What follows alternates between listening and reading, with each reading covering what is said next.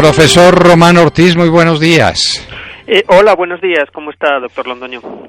Bueno, pues bien, aquí estamos tratando de manejar estos temas que lo atropellan a uno, ¿no? Ahora los periodistas no tienen que salir a buscar los temas, sino que los temas como que los golpean, les caen encima, los aplastan, a veces los aplastan.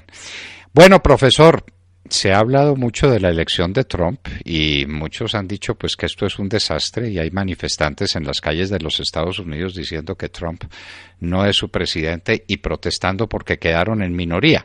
La verdad es que Trump sacó la mayoría y es presidente electo de los Estados Unidos. ¿Eso qué efecto tiene en el mundo de las relaciones internacionales? Que es con usted lo que nos importa averiguar y que es un tema decisivo para el porvenir.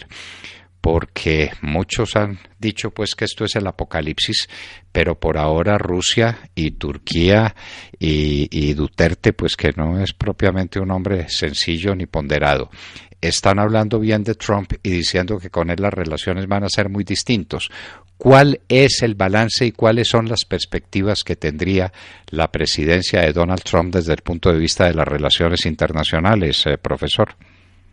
Pues mire, yo creo que la mejor forma de valorar eso un poquito, para arrancar, es aplicar ese viejo proverbio que dice, dime con quién andas y te diré quién eres, ¿no? Y en ese sentido, los amigos que tiene Donald Trump, pues usted los ha citado muy bien. Es Putin, que claramente es un autócrata, a Erdogan, que en la misma dirección, y al señor Duterte, pues que, digamos, no solamente está liderando una campaña de asesinatos extrajudiciales en Filipinas, sino que además se está enorgulleciendo de ello. Yo creo que para ver un poco cuáles pueden ser las consecuencias, vale la pena mencionar dos cosas. Una es que Donald Trump no es un miembro regular, no es lo que estábamos acostumbrados en una administración republicana.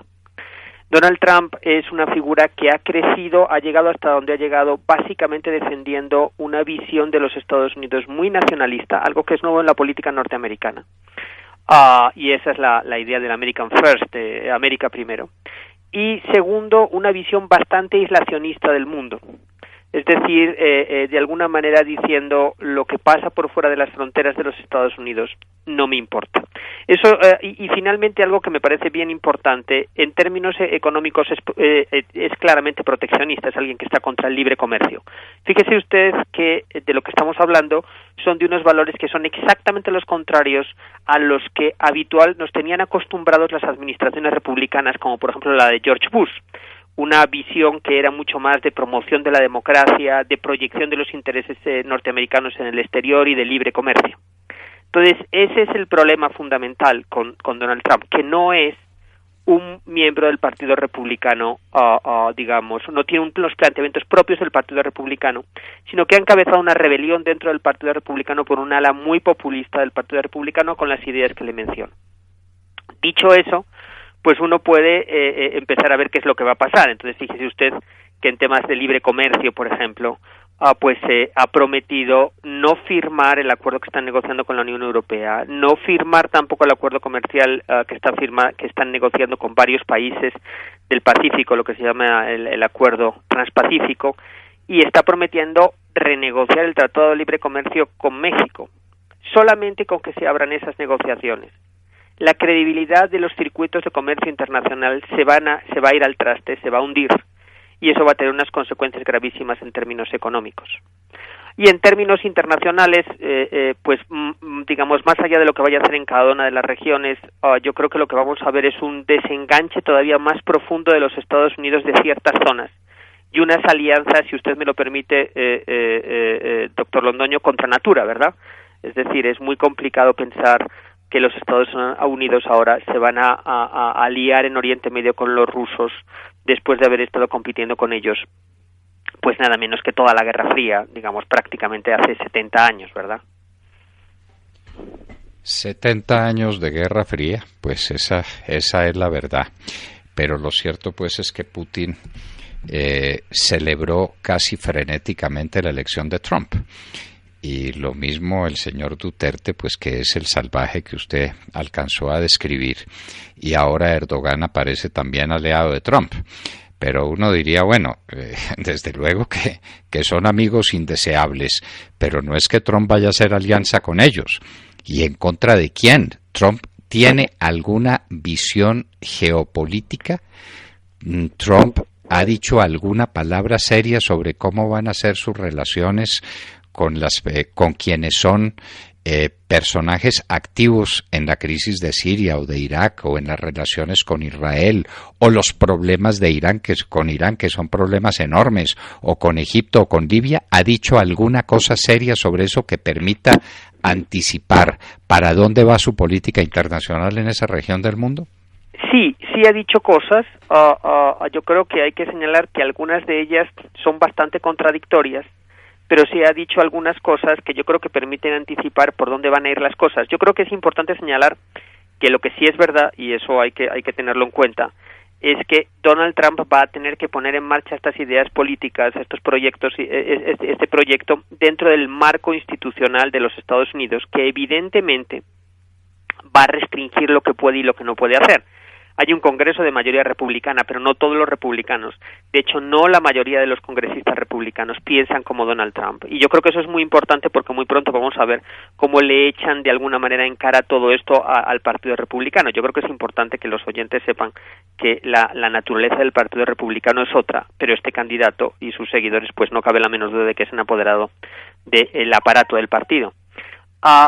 Pero más allá, el punto acá es que en política exterior el Ejecutivo de los Estados Unidos tiene mucho más margen de maniobra. Las restricciones que hay en términos de política doméstica son mucho más fuertes. En política exterior Donald Trump va a poder hacer muchas más cosas. Hablando sobre Oriente Medio en particular, ¿qué es lo que ha dicho? Ha dicho de alguna manera dos cosas que una vez más son contradictorias. La primera es que tiene una posición fuertemente pro-israelí. Eso quiere decir que va a mover la capitalidad de la representación diplomática de los Estados Unidos, que hasta ahora está en Tel Aviv. La va a mover a Jerusalén, que es la capital, que es donde quiere mover, o donde ha movido, de hecho, la capital hace ya bastantes años el gobierno israelí, de tal manera que va a reconocer la soberanía israelí implícitamente sobre Jerusalén. Ha prometido una alianza mucho más estrecha, pero al mismo tiempo la proximidad con Rusia es muy evidente. Esta mañana algunos diarios mencionaban que funcionarios rusos han empezado a decir que efectivamente ellos han estado hablando con Donald Trump desde hace tiempo y conocen a la mayoría de sus asesores. Y detrás de Rusia, en Oriente Medio, está Irán. Entonces, uno no puede ir a un sitio y al otro, ¿verdad? Es decir, uno no puede acercarse a Israel y al mismo tiempo acercarse a su archienemigo, que es Irán, a través de Rusia.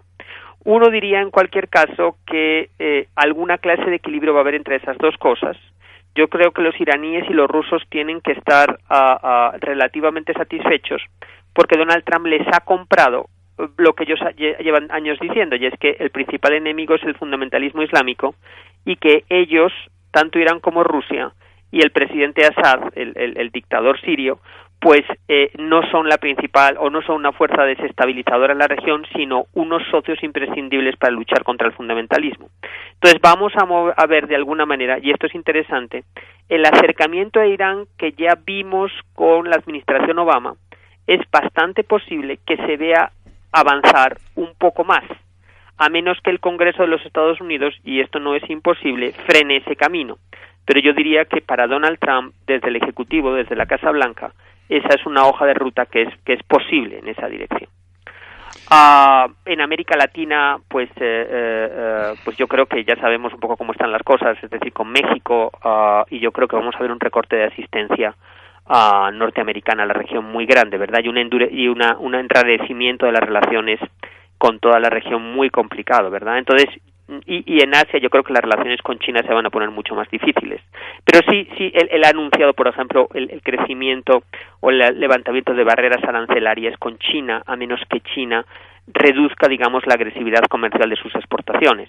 Eso desataría una guerra comercial a nivel global, ¿verdad? Es decir, aunque solamente cumpla una parte de lo que ha prometido, eso ya es de por sí muy preocupante.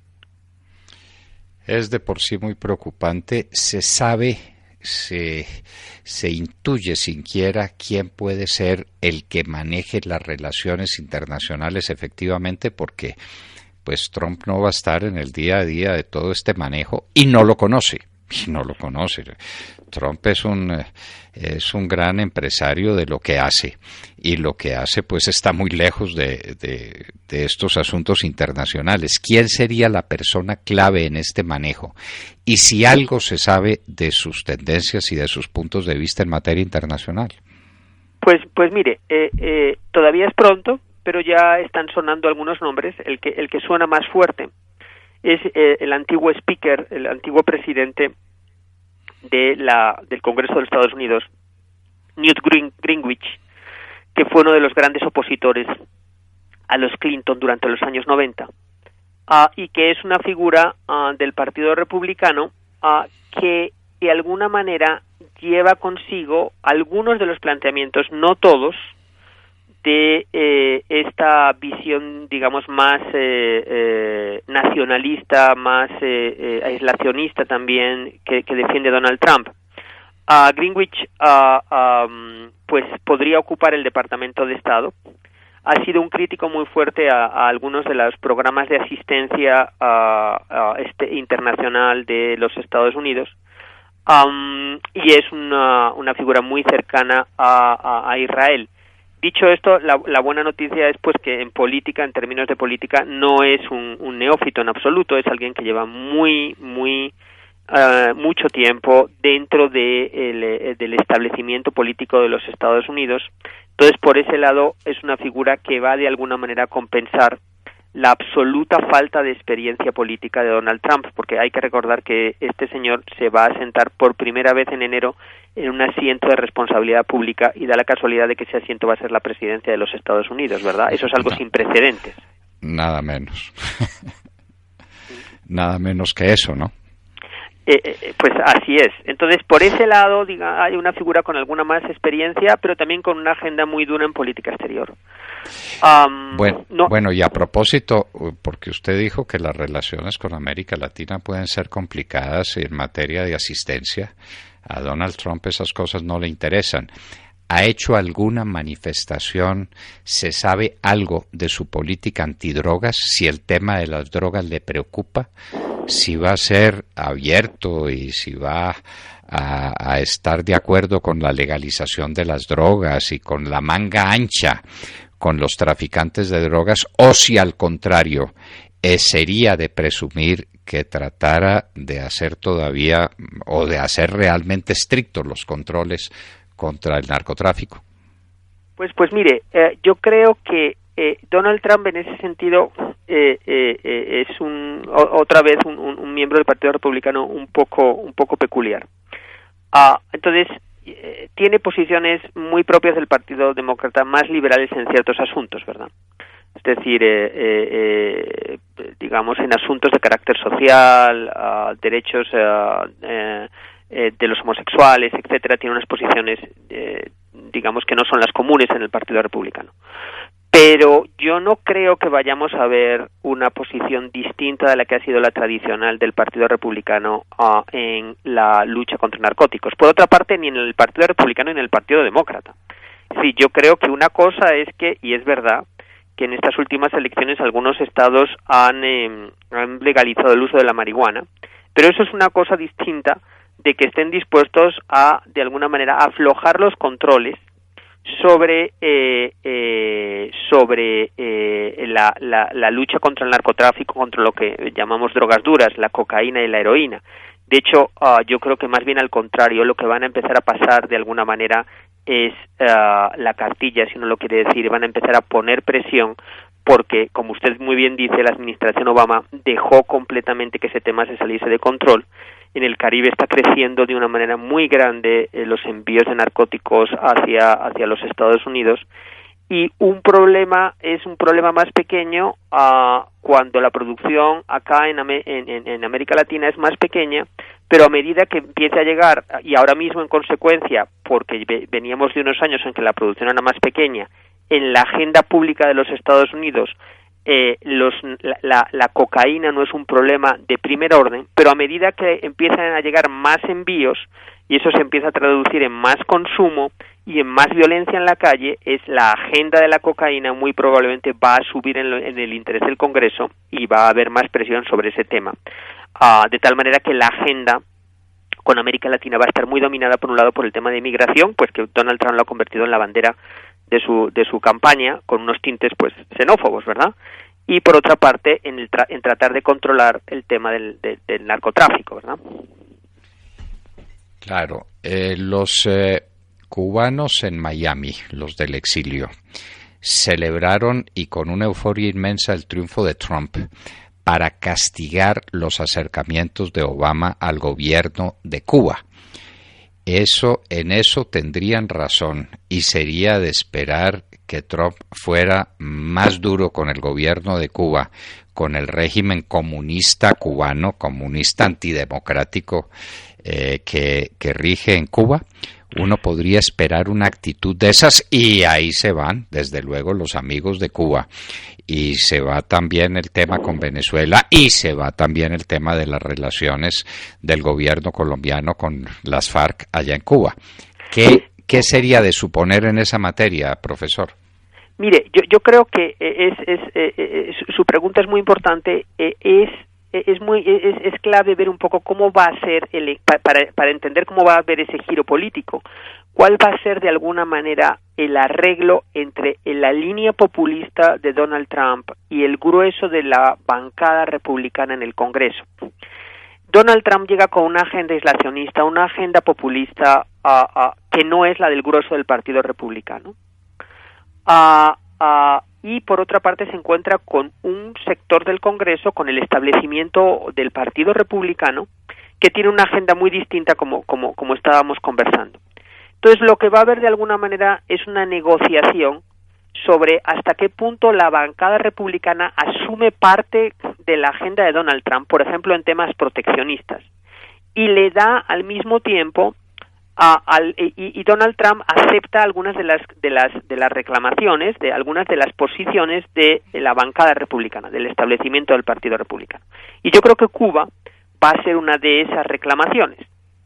Sobre todo porque es que, digamos, y yo creo que es muy importante, ahora todo el mundo está abriendo los ojos y diciendo cómo es posible que haya ganado Donald Trump las elecciones. Yo creo que una parte, no todo, pero una parte de lo que estamos viendo ahorita es una reacción a los 8 años de la administración Obama. Y el ejemplo de Cuba es un ejemplo interesante de cómo funcionó la última parte de la política exterior de la administración Obama, que fue hacer concesiones para conseguir titulares de prensa, pero ningún cambio importante en la política al interior de Cuba. Entonces, lo que los republicanos, que ahora son mayoría en las dos cámaras del Congreso y además tienen el Ejecutivo, van a decir es: mire, nosotros abrimos relaciones diplomáticas, nos acercamos al régimen cubano y el régimen cubano sigue siendo igual de opresivo, igual de dictadura, no hay ningún movimiento hacia una transición democrática. En consecuencia, ¿qué sentido tiene esto? Entonces, yo creo que si bien es cierto que es difícil pensar que vaya a haber una ruptura de las relaciones, lo que yo sí creo es que va a haber una congelación, que es más o menos dejar las cosas donde estaban antes. Entonces yo creo que, y eso en última instancia, detrás de eso hay un endurecimiento de la posición con Cuba. En el caso de Venezuela y el resto de la región, yo creo que otra vez va a haber la tensión esa de la que estábamos hablando, es decir, entre una figura como Donald Trump y sus asesores más cercanos, que no tiene el más mínimo interés en promover la democracia o en estabilizar América Latina, y unos sectores más tradicionales del Partido Republicano que ven esto como su oportunidad de llevar adelante una agenda en la cual, pues por ejemplo, se ponga un coto a lo que ya al autoritarismo de Maduro y el resto de su régimen en Venezuela, ¿verdad? Entonces yo creo que vamos a ver un endurecimiento ahí, sobre todo en temas en las que puede haber acuerdo, como reducir asistencia económica a la región y sobre todo a los países que no se comporten, digamos, de acuerdo a pues unas reglas mínimas en términos de relaciones internacionales, pero no va a haber, digamos, el giro que el sector, digamos, tradicional de los Estados Unidos estaba esperando, de sanciones mucho más duras, o al menos eso no en el primer momento, no en los primeros momentos de la administración, por ejemplo, hacia Venezuela, ¿verdad? por ejemplo, hacia Venezuela, un enigma lo de Cuba, y desde luego es que con Cuba y Venezuela ahí va pegadito el tema de Colombia y sus relaciones con las FARC, eso es obvio. Las FARC están en Cuba, las FARC son pro-cubanas, las FARC son pro-venezolanas, las FARC son pro-nicaragüenses, y ahí va prendida la política actual del presidente Santos, que ya desde luego está diciendo que Trump no le parece tan malo como le parecía antes, y que cuando hacía votos por el triunfo de Hillary Clinton, que es una cosa pues bastante poco usual en la política internacional, ¿verdad? Poco usual. La gente suele ser más cautelosa precisamente por eso, porque ahora Santos se tiene que devolver de las afirmaciones, vaticinios y deseos que expresó por el triunfo de Hillary Clinton. Ahora, sí. No, diga.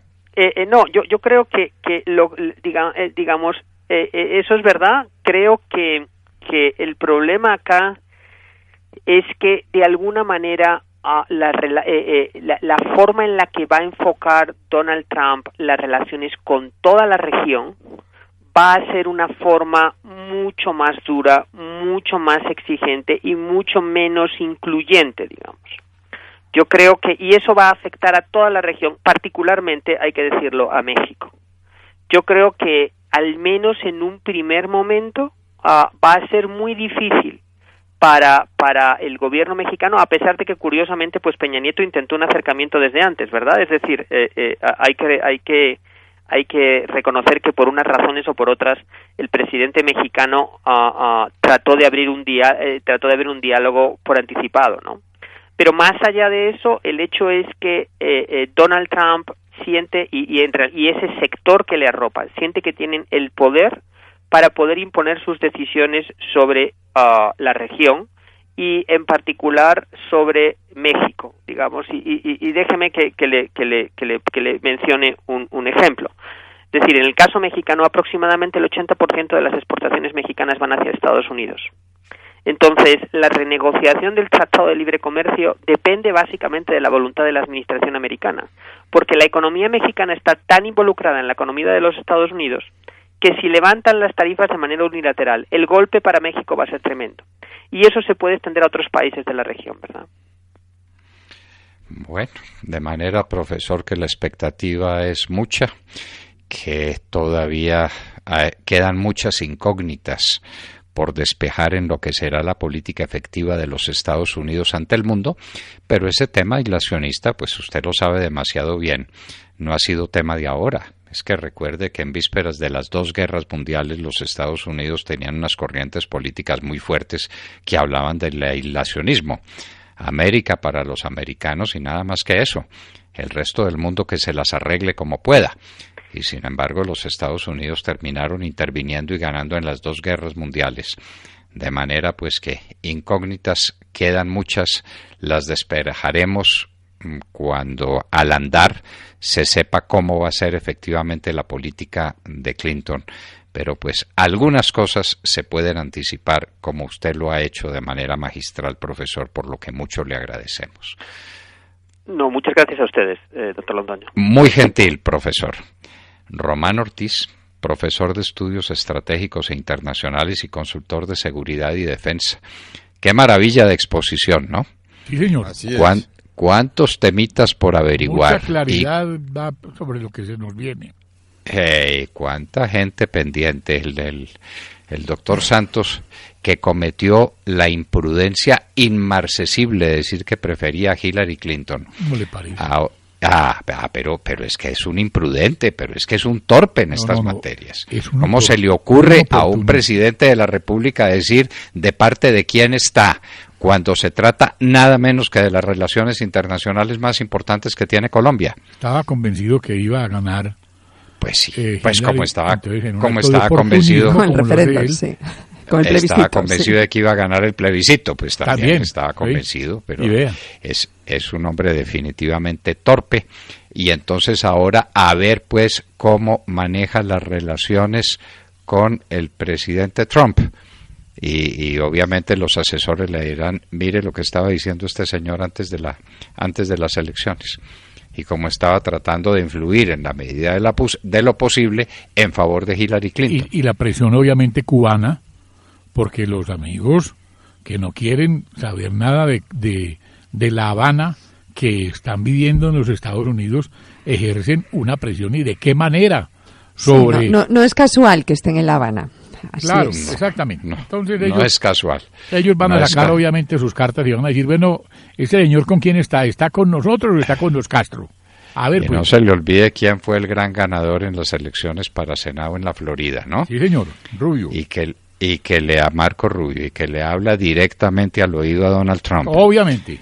De manera pues que tienen toda la razón los que están anticipando dificultades muy serias en el campo internacional de Juan Manuel Santos en sus relaciones con Donald Trump, y sus embelecos de La Habana, y sus amistades con las FARC, y su problemita con la droga. Sí, señor. Bueno, y en un acto de arribismo, de lambonería y de como se quiera llamar, salió a decir: tengo excelentes relaciones con la familia Clinton, soy amigo personal de Hillary y de Bill Clinton, no conozco al señor Trump y no con quien no está de acuerdo con mis políticas. Con eso dijo todo. Muy bien. Entonces, claro, fue de los primeros en felicitarlo, porque pues él es así, pero vaya y maneje ese problemita. Ahora, muy bien. Y eso le viene al país, a Colombia. El primer especialista que hay en Colombia en esos asuntos internacionales, el profesor Román Ortiz, estaba con nosotros en la Hora de la Verdad.